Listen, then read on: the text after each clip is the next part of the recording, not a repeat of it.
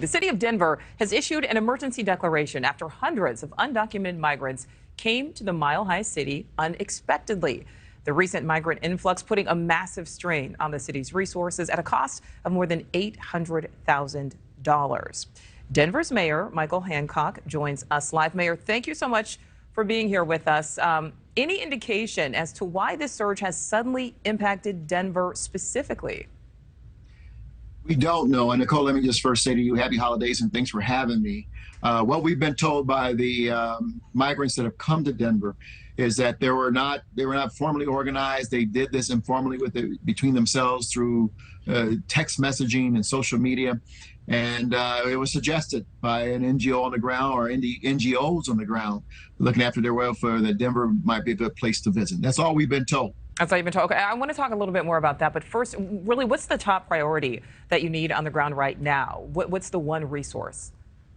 Staffing or volunteers and space. We have had to take two of our largest and most highly utilized recreation centers offline to provide for shelter, and then one rec center that is a quite popular rec center for the reception center. So that's critically important. And right now, for the most part, it's city employees who are covering the shifts at the shelter centers, making sure that the migrants and asylum seekers have everything they need. So we're in dire need of volunteers to help staff the facilities. And so we put out a clearing call. But I got to tell you, had it not been for some of the NGOs here in Denver, our nonprofit partners and faith organizations, our city would have been certainly at the brink, if not have broken, in terms of trying to provide services, because we have seen as many as 800 people come to our city since December the 9th, when we actually started tracking them as part of the Emergency Operations Center. So you kind of said, city employees, you say, are kind of filling the gap at this moment. Are they working extra shifts? Is this an extra hour kind of thing, or are they just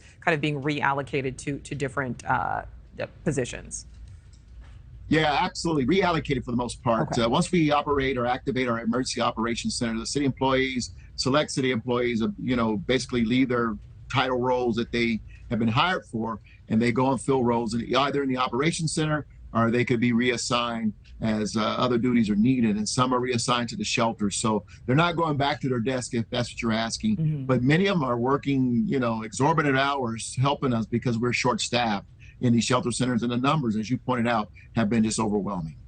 All right, well, Mayor, before we let you go, I want to go back to whether this is organized, unorganized. We've extensively covered the flights and the buses of migrants from the border, those border cities or towns, to big Democrat-run cities. Is there any indication that Denver could be the latest target of that effort?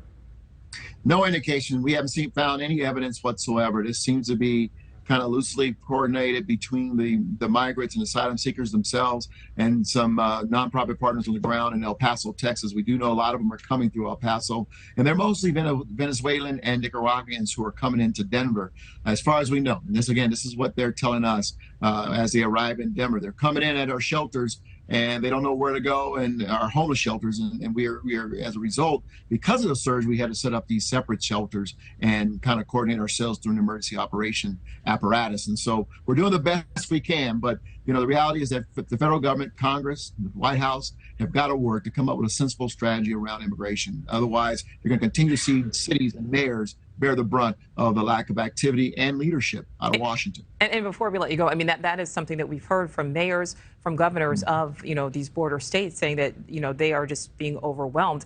Some of them saying that this needs to be spread out among the 50 states. What do you think there, Mayor, seeing it in Colorado and Denver?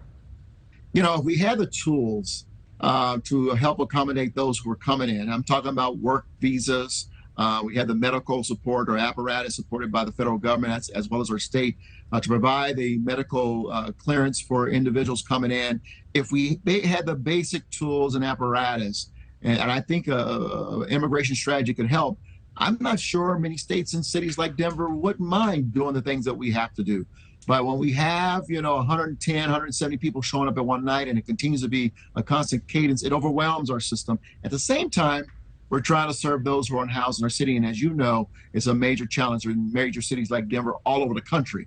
And so while we're dealing with 800, 900 over several months, and certainly 800 since the 9th, I can't imagine what the mayor of El Paso, Texas, is having to deal with 5,000 coming in. So this really is a federal government created disaster, and Congress literally needs to put aside their partisan politics and come to the rescue of these individuals, but also help these cities and states serve their purpose in helping these individuals. Thank you for watching. Go to newsnationnow.com to find NewsNation on your television provider. And don't forget to click the red subscribe button below to get more of NewsNation's fact-driven, unbiased coverage.